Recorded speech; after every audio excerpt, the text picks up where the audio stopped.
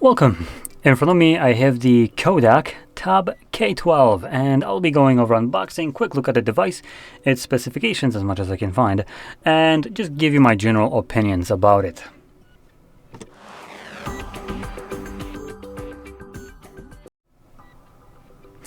Now, if you look for this device online, you'll probably first come up to some videos through Google search. KODAK is back and they made a good affordable tablet. Now this gives me right away vibes of, yeah, I've been sponsored and whatever, so I am not sponsored. And I am free to say whatever the hell I want without any kind of repercussions. Let's go. So we're gonna open it up. And there we go. If I tear my way into this, you can see what KODAK is actually offering, apart from bankruptcy. So, and here we get the tablet itself, right off the bat, with a pre-applied plastic screen protector. So, you know, I'm just gonna go off and like right away peel that off. There we go. Yoink that off, and off we go. Just boot it up. Now, one of the things that they are mentioning is that this device is anti-glare and supposedly reduces, what is it, like 60-something% of reflection. Let me just quickly find this bogus claim. IPS, cool, not really what I care about. Where the hell is it? You know what, I'm going to be going through that later on anyway, through most of these, but once I encounter this, I am going to stop on it and talk about it. So, I just set that to the side and get a look at the Type-C to Type-A charging cable. So, nothing really special right here. And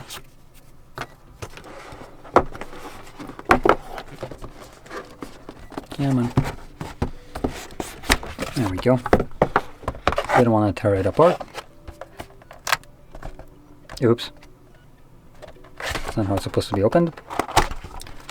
Okay, there we go. And here we have paperwork. Go back in there, no one cares about you. And we have the case. Now the case isn't anything special. You get your hopes up. It's just like bog standard cheap case. Which, once I get this out of it and move it out of the way and you know, try to organize this a little bit, so I don't like drown in filth right here. Off you go to the ground, and you too, cool. We got everything off of here, great. So, here's our device, and here's the case that I mentioned. It has a silicone inside, or silicone plastic, I think. I don't know, just silicone. And it basically acts as a little kickstand when you want to like fold it up like so.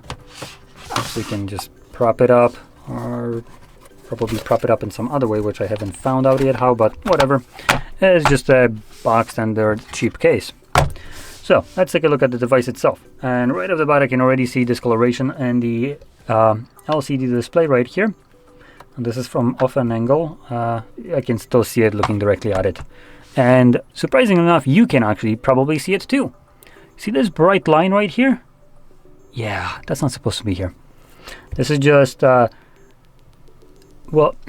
not very well dispersed backlighting of the panel. So that's already kind of showing you a little bit of a yikes design right here, but anyway, let's just continue on. So the display right here is a 11.97 inches in size, 1200 by 2000 pixels in resolution, LCD display, running at, if I can actually find this info, so I think it was a little bit higher than 60. But I do need to like go out of my way to find these damn information. No, never mind. It looks like it's just 60 frames. Wow. What a fantastic refresh rate for a device that was released this year. Nice. So yeah, pretty god-awful refresh rate right here. So display right here isn't necessarily the greatest thing. I do want to give it props over the was it 11? No, K10, sorry. K10 tablet, which is a little bit smaller. This one has basically much better screen to body ratio. So these bezels are much more in line of what you would expect from a device this year. Oh, sorry, last year. It's 2026 now. So last year it looked pretty decent, unlike the bezels on the K10, which, there we go, you can kind of see it in comparison. These look absolutely hideous. So a little bit of an improvement, but guess what, the price wise it's basically double of the K10. Now let's move on and find the very bottom of the Kodak page, which doesn't have specifications. How fucking lovely. Amazing. Okay, so I guess I'm limited to their garbage little pen flip that I have right at the top that has the least amount of information I have ever seen for a device. So let's move over to the cameras, if I can find them in that list. We have 5 megapixel and 13 megapixel cameras. No mention of what they can do, but back one is going to be a 13 megapixel. Looks like a lot of space for one camera. And by the way, you can see two different holes right here for cameras, and they went out of their way to make to fake that one of these cameras is a camera, but instead it's just a fake. So that's great. A manufacturer that was known for making photo equipment and stuff like that, they're basically faking what the device can do. Wow, that's maybe you should go back to being bankrupt. I think everyone missed that part. Anyway, so we have literally a fake camera at the back, and the one that isn't fake is a 13 megapixel, while this one right here is a 5 megapixel. Now let's see if this one also has some trash stuck in the lens, and no, this one unfortunately does not. Or fortunately, I would say. Just to give you a little heads up, the K10 came with this crap. You can see right here on the lens. Great, nothing screams quality like actually having a piece of dirt stuck under that display, under the lens, so you can't clean it off. Anyway, so camera wise, pretty bad. Now, thing that is good here is the battery size being at whopping 8,000, though for a 12-inch tablet, 8,000 isn't necessarily breaking any kind of grounds right here. Cell phones have this much now.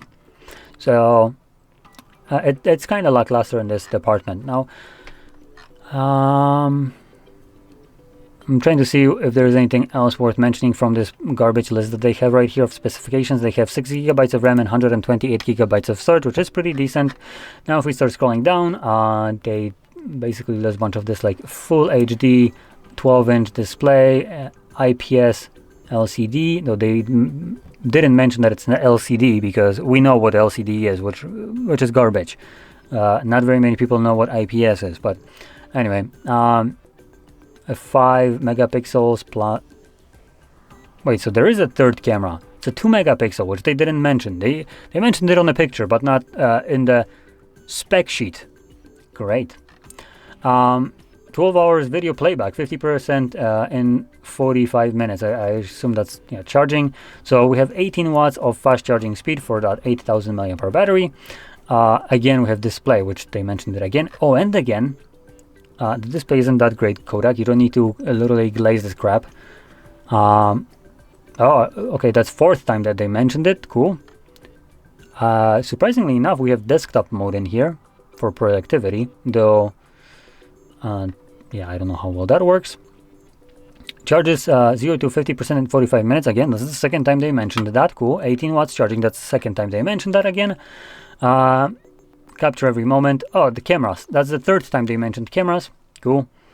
Parental control would be the second time.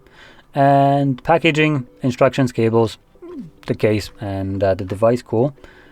smooth multitasking with a T616 CPU and 6 gigabytes of RAM and 128 gigabytes of storage. That's, I think, the second or third time they mentioned the storage. Oh, again, they're using multitasking for the third time. Cool. 6 gigabytes of RAM, 128 gigs of storage. Again, that's third time. Processor is the second time again. Buttons, what they do, face unlock, 8000 milliamp hour battery and 18 watts. That's third time. And we're done. So in this long list of bullshit pictures and what you can do, they literally went over most of these features 3 fucking times over. Because one isn't enough. So based on what you can probably tell, there's not much that is being offered right here. If you need to repeat the same fucking information 3 goddamn times or more, just so you have something to fill up a page with, you're failing. Now, because let's be honest, this device isn't necessarily priced in the best way. So I do want to quickly check one thing. Let's go like this.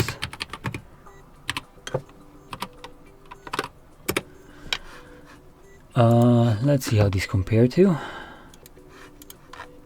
Okay, hit this side. Oh, okay. So let me just do one more thing.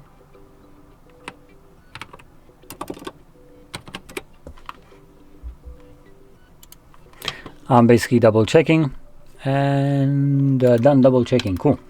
So I just wanted to make sure that what I'm about to say is accurate, because this device cost, unlike the video that claims, at least when you're looking at YouTube for reviews for this device, it claims that it's below $200. It's not actually. Right? Let's see. Yeah, no, it's not. Nowhere even near. It's at this point $276 US. Yay.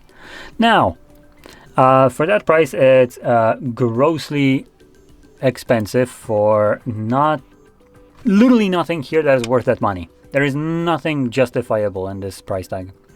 And furthermore, if you're looking for a budget tablet and you don't want to splurge out a lot of money, there is already one that came out in May 15 of 2025, which I also recommend the same device instead of the Tab K10 that Kodak has. And that is the Oppo Pad SE. It's their budget version of their tablet. And it costs roughly about 110 euros, which might be like $150 at best. So it is, well, basically half the price of this.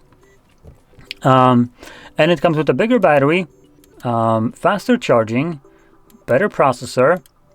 It can have more RAM. I do want to specify it can, depending on if you go for the higher end one. As at the base entry, it has 4 gigabytes of RAM and 128 gigabytes of storage, but you can get it to 256 with 8. So that's great. LCD IPS display, same thing as here, with a resolution that is same as here actually. And furthermore, the refresh rate is better at 90 Hz, unlike the 60 that we have right here. Ugh, feels disgusting. So yeah, we have better refresh rate. Brightness wise, I have no idea, as this one didn't mention how bright it can get, but the Oppo gets to 500 nits of peak brightness, which is better. And in general, it's going to be a better device. Let's not kid ourselves.